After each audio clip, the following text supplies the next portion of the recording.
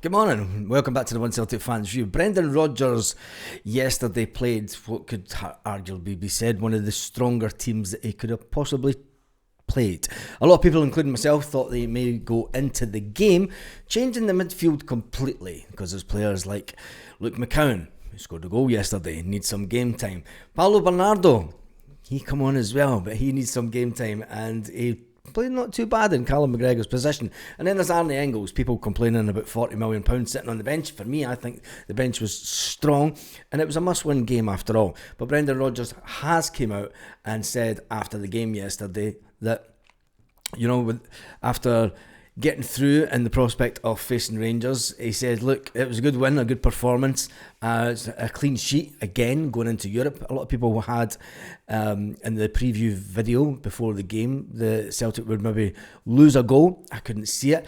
And it was good to get another clean sheet. Sinisalo, tell me what you think about Sinisalo. I think that he played really well.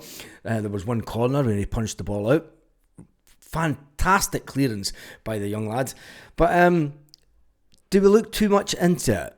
Well, Brendan Rodgers says, why do I make more changes? When we come into the season, we'll need the players and we'll change it a bit more. He says, guys coming on off the bench made an impact. He says, and then we'll look forward to the game on Wednesday. Both Paulo Bernardo and Arnie Engels were introduced from the bench late on and getting them some important minutes into their legs. Brendan Rodgers says, they're probably unlikely to start midweek though. Benji, and how do you feel about Benji and some of his corners? Although we did score from one corner, it was a short one from Tounekti to Benji, and Benji whips it in, fantastic. But is Arnie Engels better at corners than Benji? I think that's the debate that we're kind of having. And how do you feel about Rio Hatate? Although he's tied down that midfield place, Brendan Rodgers obviously sees him as a player that is better than the other three, but does he go missing in games a bit? And it's a big game for him. The semi-final against the Rangers is a replay of last year's final that ended 3-3, and then Celtic ultimately won it on penalties. Let's hope it's a better game, and I think it will be a better game because Celtic are starting to come on to a bit of form. Brendan Rodgers not making the changes, you can understand why. He did say after the game, he said, look, when it comes to it, there's a lot of football got to be played over the next couple of months. We need to go in as strong as we can to get through to the next round. Once we obviously secured our place and going into the next round, we made more changes on the field of play, which you can't argue with the boss. I thought that Brendan Rodgers got it absolutely right yesterday. One player that he was absolutely buzzing about, as are all the Celtic fans, was Sebastian Tounekti. Brendan Rodgers says, every time he gets the ball, he excites me. The Norwegian-Tunisian born winger did net his first goal over the 4-0 win. Tounekti also got man of the match. And, people are saying he's better than Bill Wishart. It's like, give some players. There's not every player comes in and hits the ground running. And be careful what you wish for, because if Tounekti comes in and he's on fire between now and the end of the season, we all know what then happens. And it'd be great if we can hold on to him for a good couple of years. But I don't want to pour cold water in. We know the Celtic model. We know what happens. An offer comes in for 15-20 million for Tounekti, and Celtic will take him. Wait till you hear what Adam Idah's wages are at the end of this video. Anyway, the Norwegian-born 24-year-old has hit the ground running since the deadline move from Hammarby. You remember that a lot of people are saying, why didn't we get him in earlier? Hammarby didn't want to sell him. If they were still in Europe, they weren't going to sell him at all. Seb's a fantastic player. I spoke to him before he came in.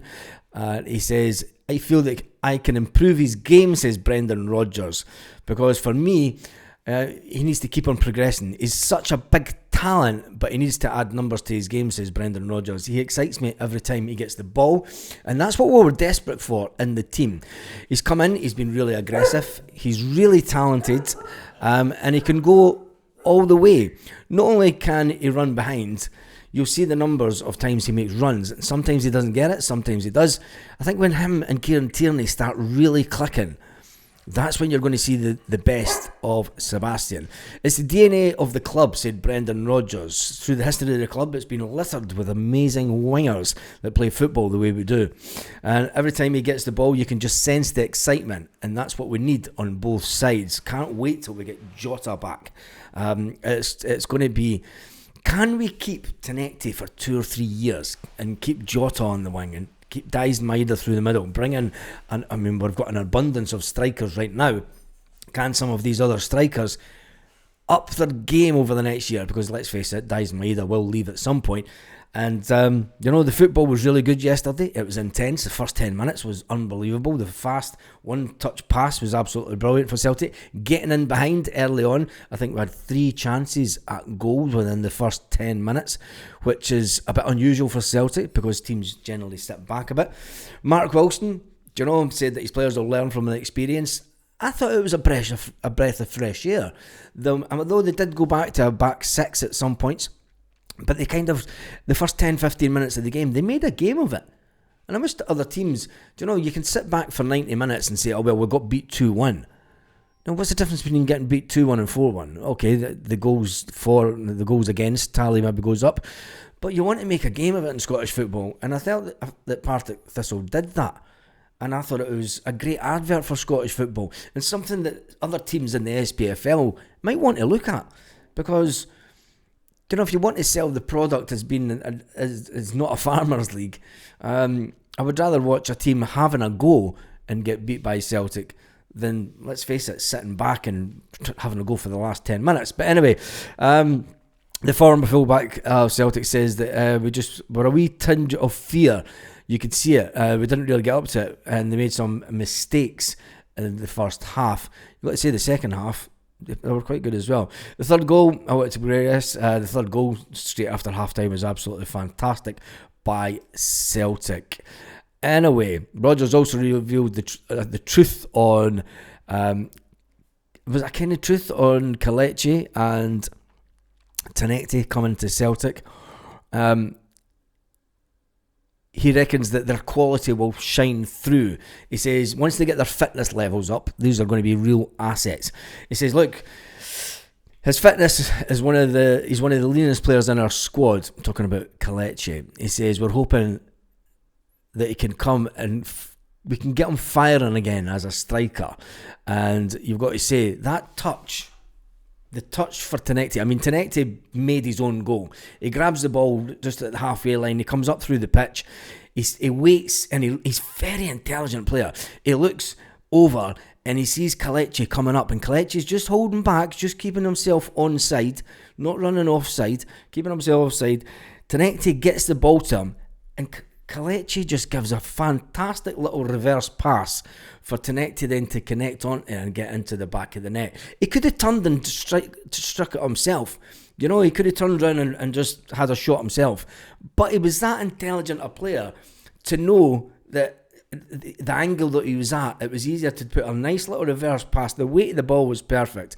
And I thought that was absolutely fantastic by the player. And it shows a really good striker as well. He says, look, if you want to play at this level, if he couldn't play at this level, he wouldn't be at Celtic. I know what he needs, says Brendan Rodgers when he was talking about Kelechi. He says, the striker may not have arrived at the top of his game and his fitness levels are solid, but he can make a fantastic impact with Celtic going forward. Rodgers believes that Kelechi can rediscover his sharpness that made him a real threat in the Premier League. And he said that he'll be a significant signing for Celtic over the course of the season.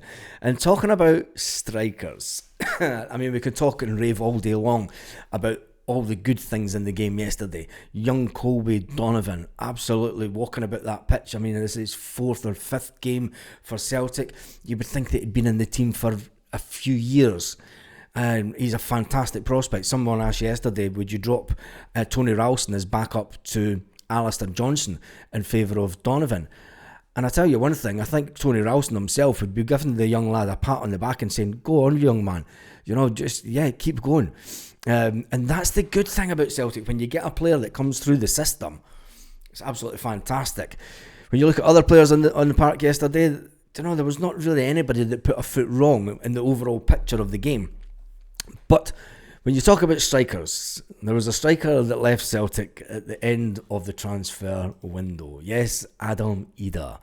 Now, Adam Idah didn't want to leave Celtic, but with a massive wage rise, I'm sure it helped the little drive down to Swansea. And Adam Idah's a funny lad, because he came into Celtic on loan, and Peter Lawwell's son didn't get the option to buy for £3 million, and it was terrible. But Adam Idah scored the goal, the winner, at Hampden. And people forget that it was Paulo Bernardo that set up that goal. Everyone remembers Adam Idah for scoring the winner. But remember, it was Paulo Bernardo that came on and grabbed the game by the scruff of the neck in the second half. And he took on two players. He got to the edge of the box. He took the shot from outside the box, which the keeper then spilled. And Adam Idah comes up and slips the ball into the back of the net. Without Paulo Bernardo being on his game, and people say, well, why is Paulo Bernardo not getting a game? Oh, he's the long-term replacement, if you ask me, for Callum McGregor.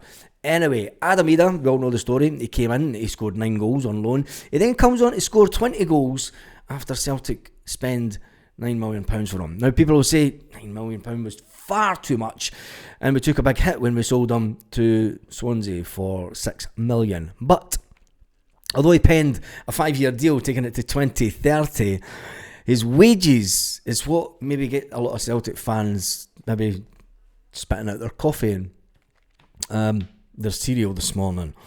When he came through, the young Irishman come through the ranks at Norwich, people thought he was maybe not going to make it. Celtic get him. He's now on 40 grand a week. Who's laughing now? For all the stick the big man got, I'm sure he's the one that's sitting laughing when he looks at his bank balance at the end of the month. Yes, Adam Idah is on 40 grand a week. Let that sink in. For all the people that out there that give him absolute pelters, and I thought it wasn't deserved.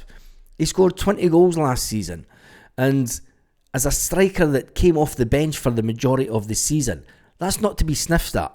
And I think it's absolutely fantastic. He scored 29 goals in 76 matches, but that wasn't a good enough return for some Celtic fans.